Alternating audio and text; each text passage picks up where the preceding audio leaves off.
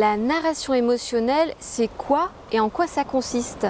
Bonjour, je m'appelle Sylvie, je suis gérante de Couteau Suisse Productions qui a pour mission de révéler les marques à travers une image légère, sincère et consciente. Mon but et mon kiff à moi, c'est de faire pétiller l'empreinte de ton entreprise à travers des vidéos, des photos et à travers aussi la formation à la vidéo avec smartphone Vidéo Gaga. Tu as peut-être entendu parler de storytelling.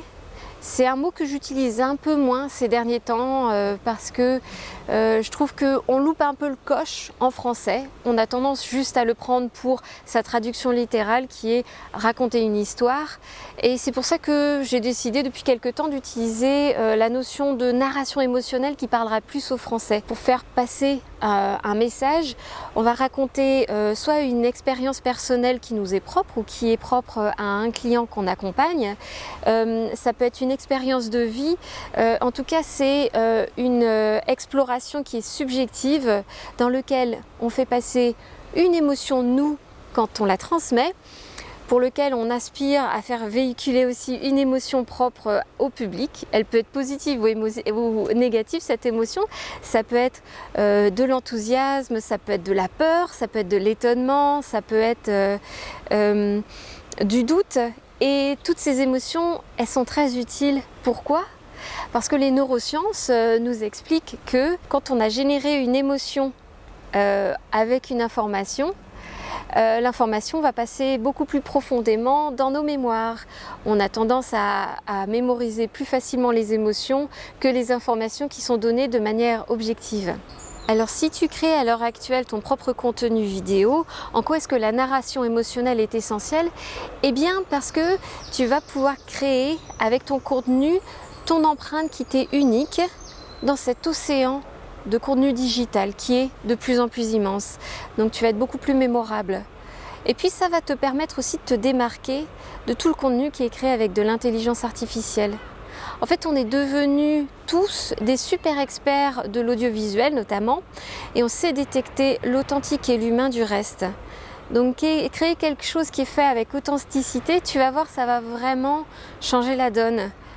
Et par là, je sous-entends aussi qu'il faut être capable de se distancier justement de la perfection et d'être capable de faire quelque chose qui est un peu moins que parfait parce qu'il sera humain et authentique. Cette narration émotionnelle, elle t'appelle à créer du contenu vidéo avec ta tête et avec ton cœur. Ça implique vraiment que tu t'impliques dans ce que tu racontes dans tes propos et ça permet du coup que tu puisses créer plus facilement cette connexion avec ton public. C'est une connexion qui n'est pas évidente quand on est face à un objectif lorsqu'on se filme, mais là, tu vas voir la chose facilitée puisque tu auras déjà commencé à parler avec le cœur.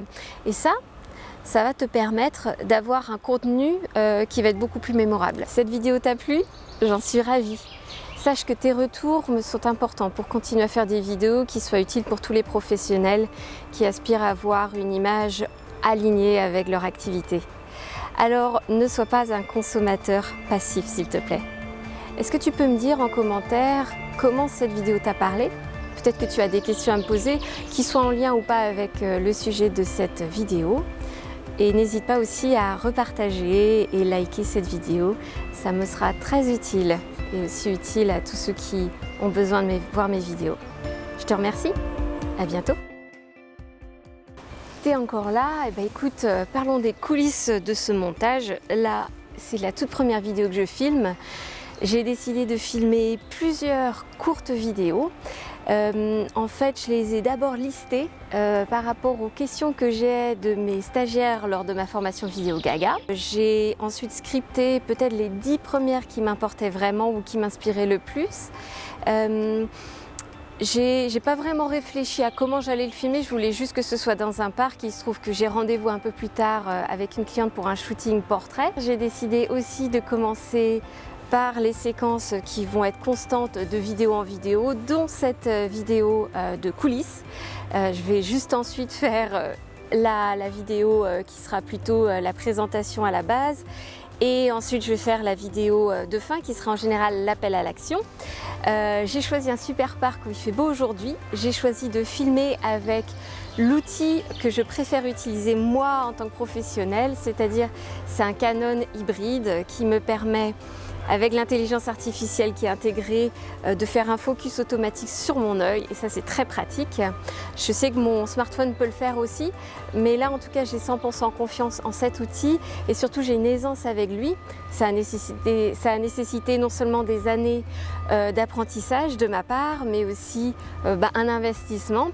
Par contre, ce que je trouve qui est chouette avec cet appareil, c'est que je peux brancher directement mon micro. D'ailleurs, j'ai choisi un micro sur lequel j'ai mis une bonnette pour le vent parce qu'il y a un petit peu de vent qui vient et qui part.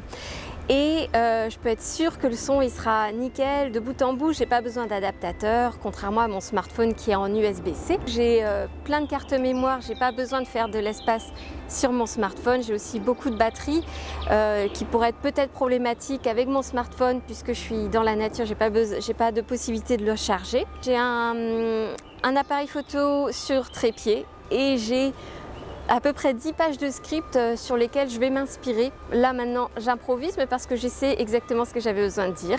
Et si ça t'intéresse, si tu es vraiment curieux, je te conseille d'aller voir mon blog sur couteausuisseproduction.fr.